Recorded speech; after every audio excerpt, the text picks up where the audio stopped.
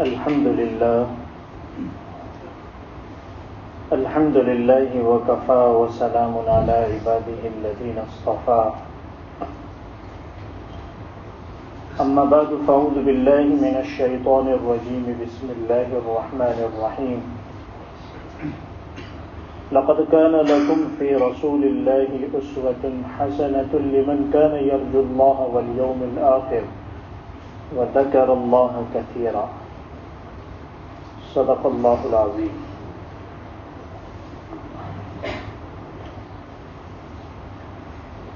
حضور اکرم صلی اللہ علیہ وسلم نے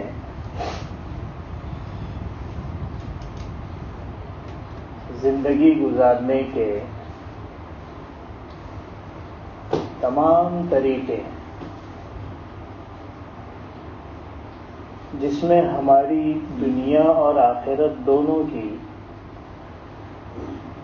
بھلائی اور بہتری ہے، تفصیل سے بیان کی۔ کوئی پہلو آپ علیہ الصلاۃ والسلام نے چھوڑا نہیں، یہاں تک کہ آپ نے ہمیں استنجا کرنے کا طریقہ بھی بتایا۔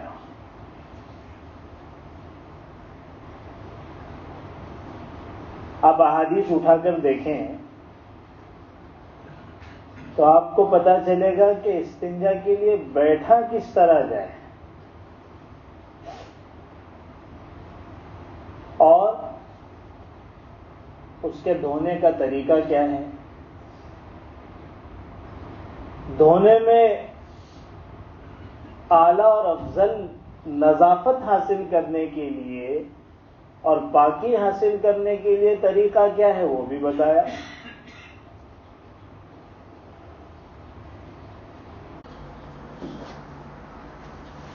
بطور اعتراض حضرت سلمان فارسی رضی اللہ تعالیٰ عنہ سے کہا کہ آپ کے نبی کیسے ہیں جو تمہیں استنجا کا طریقہ بتاتے ہیں؟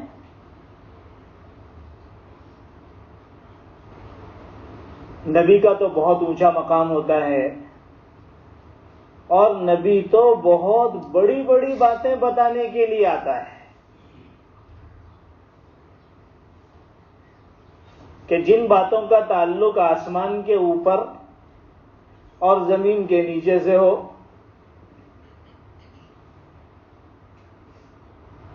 یہ کیسے نبی ہیں جو تمہیں ایسی گھناؤنی چیزیں بتاتے ہیں؟ یہ اعتراض کیا۔ مسلمانوں کو سمجھنا چاہیے کہ جس دین کو وہ مانتے ہیں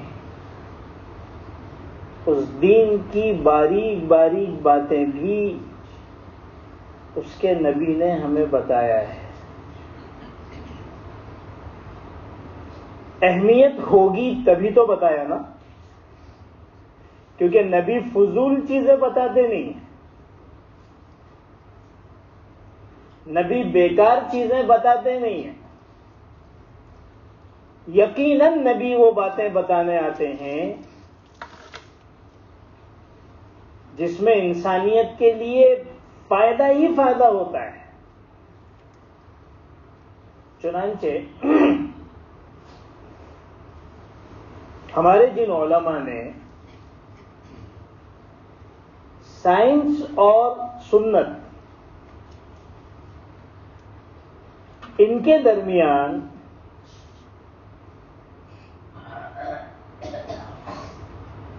جو مطابقت بیان کی ہے کہ آج سائنس بہت ساری وہی چیزیں بڑی تحقیقات کے بعد بیان کر رہی ہیں جو ہمارے نبی صلی اللہ علیہ وسلم نے بہت عرصہ پہلے امت کو بتا دیا تھا۔ اس سلسلے میں مستقل کتابیں ہیں کہ جیسے جیسے انسانوں کی تحقیقات اپنے انجام پر پہنچے گی، نتیجے پر پہنچے گی، ہمارا یقین ہے کہ اللہ کے رسول کی بتائی ہوئی باتیں، سنتیں پوری طریقے سے ثابت ہوگی۔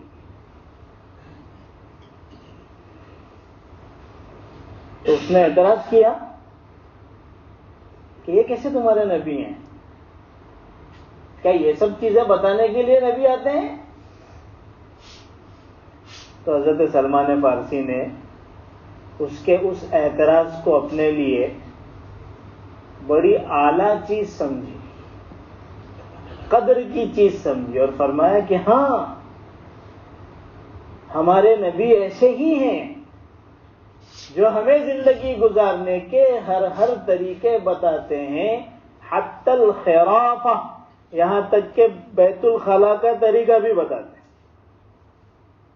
کہ آپ نے فرمایا کہ جب بیت الخلاء میں بیٹھیں تو بائیں طرف تھوڑا سا زور دیں۔ اب آپ جا کے اپنی سائنس کو دیکھیں، وہ بھی اس نتیجے پر پہنچی ہیں کہ بائیں طرف زور دینے سے، تھوڑا سا پریشر دینے سے آسانی کے ساتھ معاملہ حل ہو جاتا ہے۔ بیٹھ کر کریں۔ آپ نے فرمایا کہ نظافت حاصل کرنے کے لیے اعلیٰ طریقہ یہ ہے کہ پہلے اس کو، اس زمانے میں پتھر ہوا کرتے تھے، پتھر سے صاف کرنے کے بعد پانی سے دھویا جائے۔ آج کے زمانے میں ٹیشو آ چکے ہیں، اس کا بھی استعمال ہو سکتا ہے، تاکہ اس میں کمال طریقے پر نظافت اور پاکی حاصل ہو جائے۔ فیہ رجال یحبون ان یتطہروا، اہل قباء کی تعریف اللہ تعالیٰ نے قرآن میں نازل فرمائی کہ اس شہر میں ایسے لوگ رہتے ہیں جو بہت زیادہ پاکی کا خیال کرتے ہیں۔ معلوم کیا گیا کہ بھئی آپ کی تعریف آئی ہے قرآن میں، کیا ایسا عمل ہے؟ تو انہوں نے کہا کہ ہم استنجا میں پہلے پتھر استعمال کرتے ہیں، اس کے بعد پانی کا استعمال کرتے ہیں۔ یہ عمل اللہ کو اتنا پسند ہے کیونکہ اس کا تعلق نظافت اور پاکی سے ہے کہ اللہ قرآن میں ان کی تعریف اتار رہا ہے۔ تو حضور اکرم صلی اللہ علیہ وسلم نے ہمیں ہر لائن سے بتایا، کیونکہ جس کی معاشرت اچھی ہوگی اس کا دین اچھا ہوگا۔ جیسے ہم نے سمجھ لیا ہے کہ جس کی عبادت اچھی ہوگی وہی دیندار کہلائے گا، ایسا نہیں ہے۔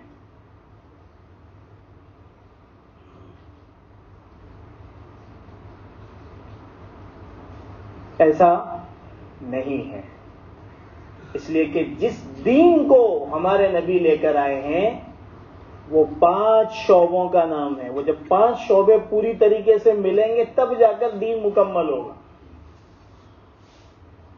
عقیدے بھی درست ہونا چاہیے، عبادتیں بھی صحیح ہونا چاہیے، معاملات اور لین دین بھی صحیح ہونا چاہیے، شریعت کے مطابق ہونا چاہیے، انسان کے باطن کا حال بھی درست ہونا چاہیے جس کو اخلاق کہتے ہیں، اور ساتھ ساتھ میں اس کی معاشرت بھی صحیح ہونا چاہیے کہ اس کی زندگی حضور کے لائے ہوئے طریقوں کے مطابق ہو۔ اور حضور نے معاشرت کی لائن سے کوئی چیز نہیں چھوڑی۔ کھانا کس طرح سے کھانا ہے، پانی کس طرح سے پینا ہے، استنجا کس طریقے سے کرنا ہے، لوگوں سے ملنا جلنا کس طرح سے ہے، سلام کا کیا طریقہ ہے، کب کس کے گھر پہ داخل ہونے کی اجازت ہے، کب واپسی کا حکم ہے۔ آپ حضرات کو 1-2 سال پہلے کی تفسیر یاد ہو اگر رمضان کی، تو اس میں میں نے آپ کو بتایا تھا کہ اللہ تعالیٰ نے اس لائن سے اس طرح سے احکام بیان کیے ہیں، ایسا محسوس ہوتا ہے کہ پتہ نہیں کتنا بڑا حکم ہے کہ جس کے لیے کہ پورے چیپٹر کے چیپٹر اللہ تبارک و تعالیٰ نے قرآن میں بیان کر دیا۔ ان کی اہمیت ہے تبھی تو بیان کیا۔ لیکن بہت افسوس کی بات ہے کہ ہماری زندگی میں یہ کہیں نظر نہیں آتا. اللہ کے رسول صلی اللہ علیہ وسلم کی لائی ہوئی معاشرت کے لائن کا دین ہمارے دین سے الگ ہے. لباس پہننے کے آداب اللہ کے رسول نے بتایا. یہ سب معاشرت سے تعلق رکھتے ہیں. سر پر بال ہیں تو بال رکھنے کا کیا طریقہ ہے یہ اللہ کے رسول نے بتایا. چہرے پر داڑھی اگ رہی ہے تو اس کا کیا طریقہ ہے یہ اللہ کے رسول نے بتایا. میں ایک بات آپ کے سامنے صاف کر دوں کہ یہ ساری سنتیں اور یہ سارے معاشرت کے آداب اور اللہ کے لایا ہوا دین اور حضور اکرم صلی اللہ علیہ وسلم نے جتنی باتیں بتائی ہیں اس کی اتنی اہمیت ہے کہ حدیث پاک میں آتا ہے کہ اگر اس پر عمل ہوا تو ٹھیک، ورنہ یہ امت ہلاک ہو جائے گی. یہ کوئی چھوٹی موٹی معمولی چیز نہیں ہے کہ یہ کہہ کر اڑا دیا جائے اور یہ کہہ کر نظر انداز کر دیا جائے کہ بھئی یہ تو سنت ہی ہے نا، فرض تھوڑی ہے. ارے یہی سنتیں بتانے کے لیے تو نبی آئے تھے اور انہی سنتوں کے ذریعے سے کامیابی حاصل کرنے اور کرانے کے لیے تو نبی آئے تھے. حدیث میں آیا ہے کہ اگر تم میرے طریقے سے ہٹ جاؤ گے تو ہلاک ہو جاؤ گے.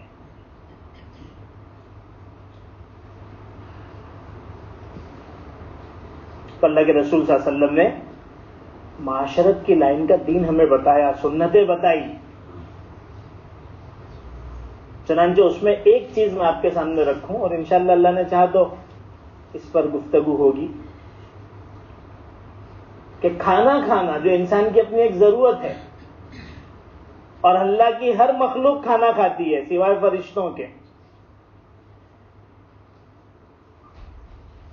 حضور اکرم صلی اللہ علیہ وسلم نے اس سلسلے میں بھی آداب اور اپنی سنتوں سے امت کو واقف کرایا کہ کھانا کھانا ویسے تو یہ ایک دنیاوی کام ہے اور یہ ہر ایک کرتا ہے. مسلمان بھی کھانا کھاتا ہے، غیر مسلم بھی کھاتا ہے اور انسانوں سے ہٹ کر جنات بھی کھاتے ہیں، اور یہ دونوں مکلف مخلوق کے علاوہ چرند پرند، بر کے جانور ہوں، باہر کے جانور ہوں، پرند ہوں، سب کھانا کھاتے ہیں اور سب کے کھانے کی ذمہ داری اللہ نے اپنے اوپر لے رکھی ہے. وَمَا مِن دَابَّةٍ إِلَّا عَلَى اللَّهِ رِزْقُهَا. سب کی ذمہ داری اللہ نے لے کے رکھی اور ہر ایک کا طے ہے جو اس کو مل کر رہے گا. حدیث پاک میں آتا ہے کہ اللہ تعالیٰ کے فرشتوں کا جو ایک بہت بڑا نظام ہے جو ہر جگہ کار فرما ہے، وہ اللہ تعالیٰ کے رزق کے نظام پر بھی مقرر ہیں. کہ آدمی بیٹھا ہے بمبئی میں اور اس وقت تو پھل کھا رہا ہے دنیا کے مختلف ملکوں کے، کہ بھئی یہ پیر کہاں کا ہے تو یو ایس کا پیر انڈیا میں انسان کھا رہا ہے اور یہاں کے فروٹ دنیا کے دوسرے ملکوں میں لوگ کھا رہے ہیں. حدیث پاک سے پتہ چلتا ہے کہ جس بندے کے نصیب میں جو مثال کے طور پر پھل لکھا ہے، وہ فرشتہ جو اس کے اوپر مقرر ہے اس بندے تک پہنچانے اور اس کے حلق میں ڈالنے کے لیے، جب وہ اس تک پہنچ جاتا ہے اور وہ پھل اس کے منہ میں چلا جاتا ہے، تب وہ فرشتہ اپنے کام سے سبکدوش ہوتا ہے. کیا میرا کام ہو گیا؟ اتنا بڑا نظام ہے فرشتوں کا. تو اللہ تعالیٰ نے ہر ایک مخلوق کی ذمہ داری لی ہے اور ہر ایک کھاتی ہے. لیکن جیسے میں نے بتایا کہ حضور اکرم صلی اللہ علیہ وسلم کی یہ محنت رہی ہے کہ میرے امتی دوسروں سے ممتاز رہیں، الگ رہیں. اس لیے آپ دیکھ لیں ہر چیز میں مسلمان امتیازی شان رکھتے ہیں. یہی چیز دوسروں کو ہضم نہیں ہوتی کہ یہ ہمارے ساتھ گھل مل کیوں نہیں جاتے، یہ ہمارے جیسے کیوں نہیں ہو جاتے. اللہ کے رسول نے تو فرما دیا من تشبہ بقوم فہو منہم، تم کو الگ ہی رہنا ہے. تمہاری سوچ الگ ہوگی، تمہارا لباس الگ ہوگا، تمہارا چہرہ الگ ہوگا، تمہاری عبادت کے طریقے الگ ہوں گے، تمہاری عبادت گاہیں الگ ہوگی، تمہارے تہوار الگ ہوں گے، اور تمہارے تہوار منانے کے طریقے بھی الگ ہوں گے. یہ تو اسلام کا مطالبہ ہے کہ مسلمان الگ نظر آئے، پتہ چلے کہ یہ مسلمان ہے، ایک حق دین والے ہیں، محمد الرسول اللہ صلی اللہ علیہ وسلم کی اتباع کرنے والے ہیں. یہ تو مطالبہ ہے، اللہ کے رسول کی محنت ہے. تو کھانے کے معاملے میں بھی جو انسان کی ضرورت کا ایک حصہ ہے لیکن سب کھاتے ہیں، اللہ کے رسول صلی اللہ علیہ وسلم نے ایسا طریقہ بتایا جس سے مسلمان کا کھانا اور غیر مسلم اور جانوروں اور پرندوں کا کھانا الگ ہو جاتا ہے. کہ کھانے کے اندر بھی حضور اکرم صلی اللہ علیہ وسلم نے مسلمان کو امتیازی شان دی. چنانچہ آپ نے بیٹھنے کا طریقہ بتایا، آپ نے کتنی انگلیوں سے کھائے وہ بھی بتایا،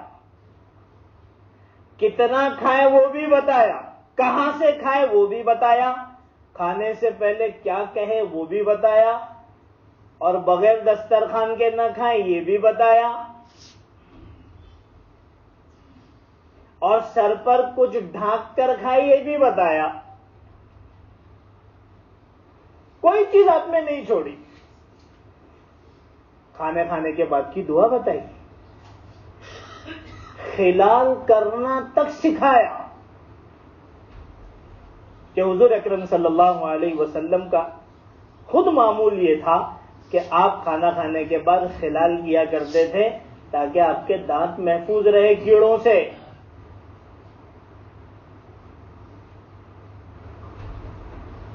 اور جب کھانے کے اندر مختلف چیزیں ہوں تو اس کو کس طریقے سے کھانا ہے وہ بھی بتایا. اتنی باریکیاں، اتنی تفصیلات کیا کسی مذہب اور قوم میں آپ کو ملے گی؟ تصور بھی نہیں ہے. حلال اور حرام کا جو کانسیپٹ ہے تو وہ تو الگ ہی ہے کہ کیا کھانے کی اجازت ہے اور کیا چیز کی اجازت نہیں ہے. جن چیزوں کی اجازت ہے اس کو اس طریقے سے آپ کو کھانا ہے. کیوں؟ اس لیے کہ یہ کھانا جو سب کھاتے ہیں، تمہارا کھانا دوسرے سے تم کو ایک تو ممتاز کر دے، پتا چلے کہ یہ مومن اور مسلمان ہیں، یہ اس طریقے سے کھاتے ہیں. جیسے مسلمانوں کے بارے میں مشہور ہے نا کہ یہ حلال کھاتے ہیں، سب جانتے ہیں. اب صرف ایک ہی چیز رہ گئی ہے حلال، باقی ساری مسلمانوں کی پہچان جو پہلے ہوا کرتی تھی کھانے کے تعلق سے وہ ختم ہو گئی. ایک چیز رہ گئی ہے حلال، اور اس حلال کو بھی اب ختم کرنے کی پوری کوشش ہے. وہ ایک الگ ہی موضوع ہے. ایک چیز رہ گئی. اللہ کے رسول چاہتے ہیں ہر چیز میں مسلمان ممتاز نظر آئے. تو آپ صلی اللہ علیہ وسلم نے یہ آداب سکھائے. کیوں؟ تاکہ ہمارا یہ دنیاوی عمل یہ دین بن جائے اور آخرت میں اجر و ثواب کا ذریعہ بن جائے. کہ یہ کھانا بھی مسلمان کے لیے عبادت بن گیا، یعنی اجر و ثواب کا ذریعہ بن گیا. اس لیے کہ مسلمان کا ہر عمل دین ہے، چاہے وہ نظر آتا ہو دنیا، اس لیے کہ سارے لوگ کر رہے ہیں. ہر آدمی سو رہا ہے، جانور بھی سوتے ہیں، مشرک اور کافر بھی سوتے ہیں، مسلمان بھی سوتا ہے. مسلمان بھی اٹھتا ہے، ساری دنیا اٹھتی ہے. سب کماتے ہیں، محنت کرتے ہیں.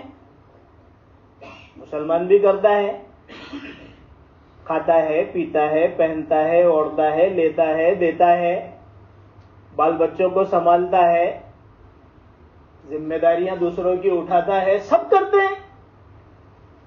ہو سکتا ہے کہ آپ سے زیادہ کھانے والے لوگ ہوں،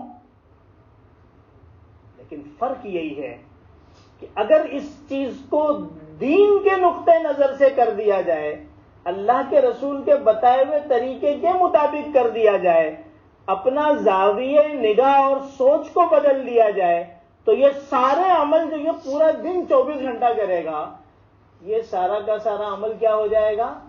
دین بن جائے گا. اور اس پر اس کو اجر و ثواب ملے گا، اس کے قدم پر اجر و ثواب ملے گا. لوگوں نے یہ سمجھا ہے کہ جب مسجد کی طرف قدم اٹھتے ہیں تو اجر ملتا ہے، وہ تو ملے گا ہی.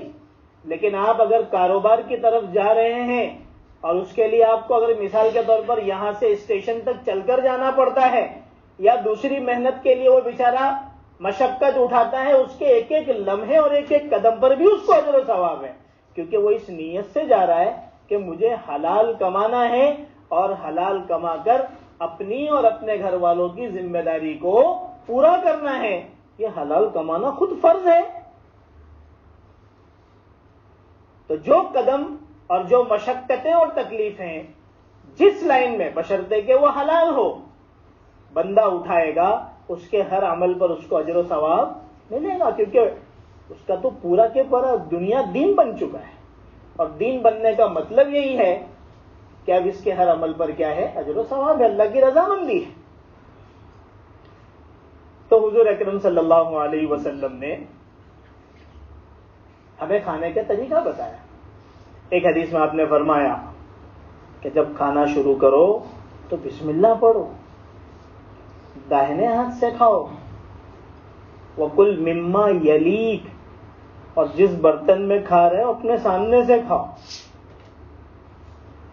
کھانے کے آداب تو بہت سارے ہیں. اس حدیث میں آپ نے 3 چیزیں فرمائی. بسم اللہ پڑھ کے کھاؤ، داہنے ہاتھ سے کھاؤ، اور اپنے سامنے سے کھاؤ. بسم اللہ بظاہر ایک معمولی سی چیز نظر آتی ہے، لیکن اس ایک بسم اللہ میں اور اللہ کے ذکر میں اور اللہ کے نام پر کتنے بڑے معاملات ہیں ہم اس کا اندازہ نہیں کر سکتے. حدیث پاک میں آتا ہے کہ جب بندہ گھر میں داخل ہوتا ہے اور جب بندہ کھانے پر بیٹھتا ہے تو شیطان اپنے دوستوں کو کہتا ہے آؤ آؤ اس گھر کے اندر اپنا آج قیام ہے اور اس کھانے والے کے ساتھ اپنا حصہ ہے. لیکن جب بندہ گھر میں بسم اللہ کہہ کر داخل ہوتا ہے تو شیطان کہتا ہے کہ اب تمہارے لیے اس گھر میں کوئی جگہ نہیں. اور جب بندہ بسم اللہ کہہ کر کھانا شروع کرتا ہے تو شیطان کہتا ہے کہ اب تمہارا حصہ بھی اس کھانے میں نہیں. آج لوگ کہتے ہیں کہ بھئی گھر میں برکت ہی نہیں ہوتی. ہزاروں ہزار کماتے ہیں، لاکھوں کماتے ہیں، اور میں تو خود ایسے لوگوں کو جانتا ہوں ماہانہ 5-5 7-7 لاکھ روپے کمائی ہے، آج تک خود کا گھر نہیں ہے. ہم جیسے لوگ تو حیران ہو جاتے ہیں کہ 7 لاکھ ماہانہ کے اندر بھی خود کا گھر نہیں ہے. آخر اس کی وجہ کیا ہے؟ یہ بے برکتی ہے. برکت ایک ایسا لفظ ہے جس کا تعلق صرف اسلام سے ہے، ورنہ آپ کو کسی اور دوسری لینگویج کے اندر برکت کے لیے لفظ ہی نہیں ملے گا، اس لیے کہ وہاں پر برکت کا تصور ہی نہیں ہے۔ برکت کس کو بولتے ہیں ان کو کیا پتا؟ اسلام آپ کو بتاتا ہے برکت کیا چیز ہے۔ تو برکت اللہ تبارک و تعالیٰ نے رکھی ہے سنتوں میں۔ اب گھروں میں ان سنتوں کا اہتمام ہی نہیں ہے، تو ایک بات کر رہا ہوں، سنتیں تو ہر قدم پر ہے، تو برکت کہاں سے آئے گی؟ اور جب بندہ گھر میں داخل ہوتے ہوئے بسم اللہ نہیں پڑھتا، ایک بہت چھوٹا سا عمل ہے کہ بسم اللہ پڑھ کر گھر میں داخل ہوں اور دروازہ بند کریں، اگر نہیں پڑھے گا تو شیطان کہتا بھائی آ جاؤ، آج کا قیام یہیں پر، اسٹے یہیں کریں گے۔ اور اگر بسم اللہ پڑھ کر کھانا نہیں کھاتا تو سب کے سب ہمارے کھانے میں شریک ہو جاتے ہیں۔ اب بندہ تو کھا رہا ہے، اس کو تھوڑی نظر آ رہا ہے کہ میرے بازو میں شیطانوں کی ٹیم بیٹھی ہے اور وہ اس میں شریک ہو جاتے ہیں۔ گھر میں شیطان آئے گا تو کیا ہوگا؟ گھر میں شیطان آئے گا تو ہمارے گھر میں جھگڑے ہوں گے، گھر میں شیطان آئے گا تو ہمیں گناہ کے خیالات آئیں گے، گھر میں شیطان آئے گا جب اس نے اسٹے لے ہی لیا ہے تو کرے گا کیا؟ وہ تو کوئی بیٹھنے کے لیے آیا نہیں، سونے کے لیے نہیں آیا ہے، وہ تو اپنا کام کرنے کے لیے آیا ہے۔ تو گناہ والے عمل وجود میں آئیں گے کہ ہر ایک اپنے اپنے روم میں اپنے اپنے گناہوں میں لگا ہوا ہے، ٹی ویاں چل رہی ہیں، فلمیں لگی ہوئی ہیں، یہ شیطان کے گھر میں داخلے کی نشانی ہے کہ باس ہی اپنے گھر آ گیا ہے۔